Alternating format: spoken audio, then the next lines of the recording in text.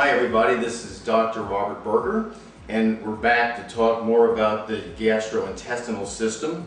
Now this installment we're going to continue on where we left off on the last show, talking about what happens after the food passes through the pyloric area, in other words the pyloric sphincter, the connection between the stomach, the pylorus of the stomach, and the duodenum, which is the upper part of the small intestine.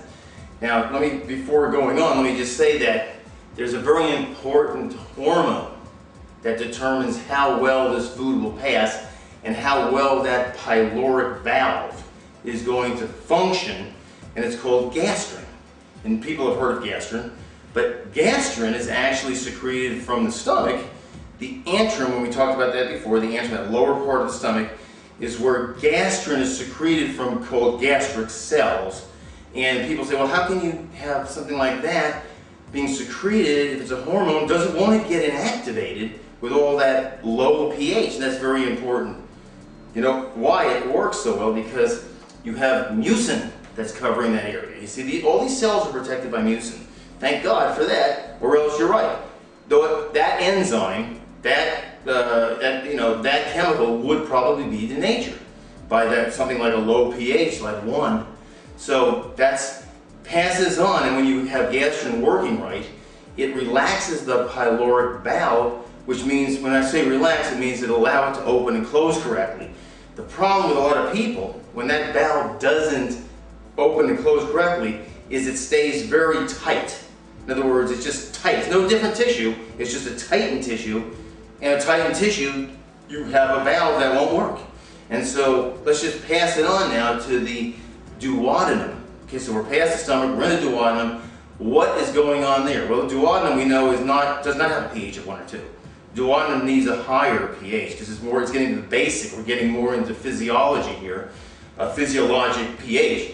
And so once again, what happens if that valve is not opening and closing right, and too much hydrochloric acid is getting into the duodenum, the upper part, let's say the first 5 to 6 centimeters of the duodenum?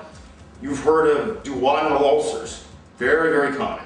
Well, that is one of the causes of a duodenal ulcer, because look at that. It's an acid that'll burn through anything. Let's face it, you take stomach acid and you put it on a car, the next day the paint's gone. And so just think what it does to the tissue. And that's exactly what happens to the duodenum. And you've seen pictures of the duodenum, you've seen duodenum ulcers. Some of them are very, very severe and many life-threatening, because look, if something eats through the duodenum, that means all the stomach contents and all the contents that are supposed to be inside of your GI tract are out into the rest of the body.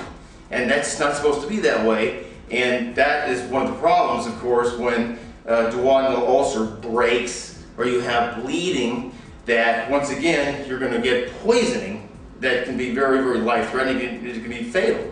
So you've got to be very careful with that. So we have to be careful with that. And of course, once the food is in the duodenum, remember, this is the upper third of the small intestine. A lot of absorption goes on there. And so when we're in the small intestine, whether it be the duodenum, the jejunum, which is the middle part, or the ileum, which we'll have to really talk about in further installments, because that's a very important part for fat absorption.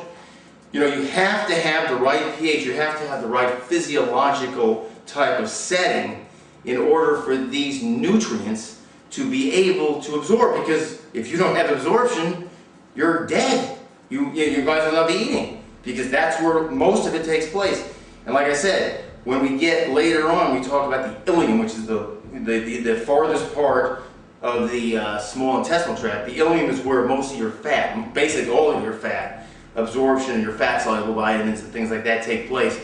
And of course, you know right away when people have ileostomies or they're missing the ileum, you see the problem right here. You know, no fat absorption, which causes a lot of problems. So this, we have to understand, the small intestine, very, very important to keep the right pH, keep the right peristalsis, meaning the movement of food, and of course proper absorption, because now we're really in the nutrition part. So we will talk about that on the next installment. And until then, this is Dr. Robert Berger, and everybody have a great day.